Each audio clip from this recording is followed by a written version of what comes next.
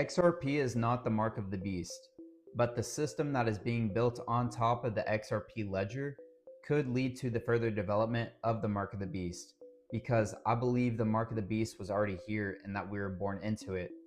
But this system that the governments and institutions are building are going to lead to complete financial control over your life. But if you own the underlying asset of the XRP ledger, the native XRP token, this is where you have complete sovereignty over your life because they cannot control this token. So what do I mean by this? Well, basically there's an XRP ledger and there's going to be two sides to the equation. One side is going to be the XRP asset token.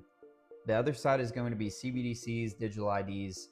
This side of the equation, the XRP asset, is going to be complete sovereignty over your financial life.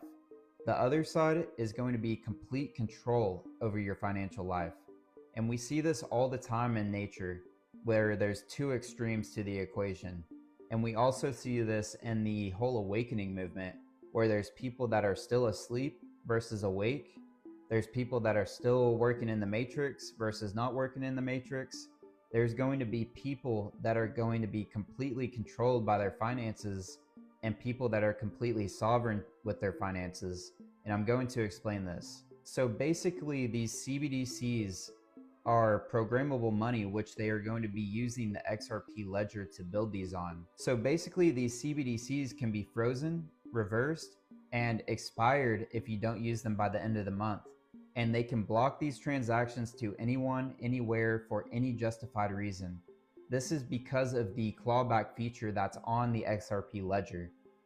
This is already being tested in China and Europe, but this is where it gets interesting because XRP itself, the native asset for the XRP ledger, the entire network, is immune to this clawback feature. It cannot be reversed, it cannot be seized on chain, and it cannot be frozen by a government or a bank.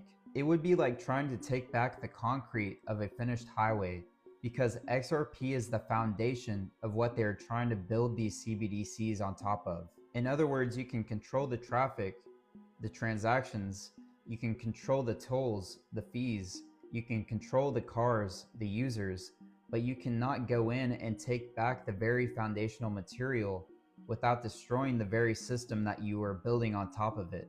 With XRP, with owning XRP, you do not need to use a government wallet. You do not need permission because you become your own bank. You won't need to get a mark or a chip to participate in their own system because you own XRP. You won't